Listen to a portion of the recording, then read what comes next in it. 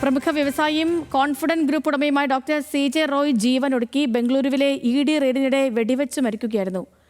ശരത്തിനാൽ വിവരങ്ങളുമായിട്ടുണ്ട്. ശരത്തെ, ഞെട്ടിപ്പിക്കുന്ന വാർത്തയാണ് വിവരങ്ങൾ. സേതുലക്ഷ്മി, വളരെ ഞെട്ടിക്കുന്ന വാർത്തയാണ്. അല്പസമയം മുമ്പാണ് ഇത് സംബന്ധിച്ച വാർത്ത പുറത്തു വരുന്നത്. സ്വന്തം അശോകപുരത്തെ സ്വന്തം ഓഫീസ് മുറിയിൽ വെച്ച തനിക്കുള്ള ലൈസൻസുള്ള തോക്ക് ഉപയോഗിച്ച് സ്വയം വെടിവെക്കുകയായിരുന്നു. ഇന്ന് രാവിലെ ഇൻകം ടാക്സ് റെയ്ഡ് അദ്ദേഹത്തിന്റെ ഓഫീസിൽ നടന്നിരുന്നു. ഈ റെയ്ഡിനിടയിലാണ് അദ്ദേഹത്തിന് അദ്ദേഹം ഇത്തരമൊരു കൃത്യം ചെയ്തത് എന്നാണ് ഞെട്ടിപ്പിക്കുന്നത്. അദ്ദേഹത്തിന്റെ മൃതദേഹം ഇപ്പോൾ തൊട്ടടുത്തുള്ള നരണ്ടപുരം ആശുപത്രിയിലേക്ക് മാറ്റിയിട്ടുണ്ട്. കൂടുതൽ വിവരങ്ങൾ നമുക്കിപ്പോൾ ലഭ്യമായിട്ടില്ല.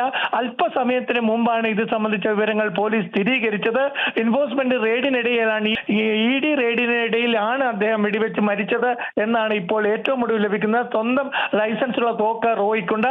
ആ തോക്ക് ഉപയോഗിച്ച് ഓഫീസ് മുറിയിൽ തന്നെയാണ് അദ്ദേഹം വെടിവെച്ചത് എന്നാണ് പ്രാഥമികമായിട്ട് ഇപ്പോൾ പുറത്തു വരുന്ന റെയ്ഡ്. ഏതായാലും വളരെ പ്രധാനപ്പെട്ട ഒരു വ്യവസായിയുടെ മരണമാണ് ഇത്. കേരളത്തെ മാത്രമല്ല, സൗത്ത് ഇന്ത്യയിലെ തന്നെ ഏറ്റവും പ്രധാനപ്പെട്ട ഒരു ഗ്രൂപ്പിന്റെ, കോൺഫിഡന്റ് ഗ്രൂപ്പിന്റെ ഉടമ തന്നെയാണ് റോയ്.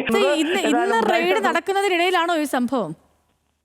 റെയ്ഡ് നടക്കുന്ന രാവിലെ 11 മണിയോടെ അദ്ദേഹത്തിന്റെ ഓഫീസിൽ അശോകപുരത്തും മറ്റു വിവിധ ഓഫീസുകളിൽ ED ഒരേ സമയത്ത് തന്നെ ഇൻകം ടാക്സും റെയ്ഡ് നടത്തുന്നുണ്ടായിരുന്നു.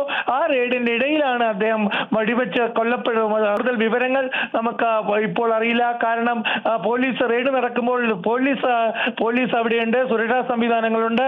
അപ്പോൾ സ്വാഭാവികമായിട്ടും എങ്ങനെ റെയ്ഡ് ഓഫീസിൽ കയറി സ്വയം വെടിയേറ്റ് മരിച്ച തുടങ്ങിയ നിരവധി ക്വസ്റ്റ്യനുകൾ ഇനി നമുക്ക് അറിയാനുണ്ട്. വിവരങ്ങൾ അറിയേണ്ടത് കോർപ്പറേറ്റ് ഓഫീസിലാണ്, അശോകപുരത്തിൽ അദ്ദേഹത്തിന്റെ കോർപ്പറേറ്റ് ഓഫീസിലാണ് CJ റോയ് ജീവൻ ഒടുക്കിയത് എന്നാണ് ഇപ്പോൾ ബാംഗ്ലൂർ പോലീസ് പറയുന്നത്. ഇതുവരെ ഔദ്യോഗികമായിട്ട് ബാംഗ്ലൂർ പോലീസ് ഇത് സംബന്ധിച്ച് പ്രതികരിച്ചിട്ടില്ല.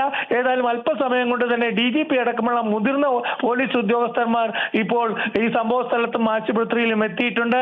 ഏതായാലും വലിയ ഒരു ഞെട്ടൽ എന്ന് തന്നെയാണ് ഈ വാർത്ത നമുക്ക് തരുന്നത്. ശ്രീലക്ഷ്മി.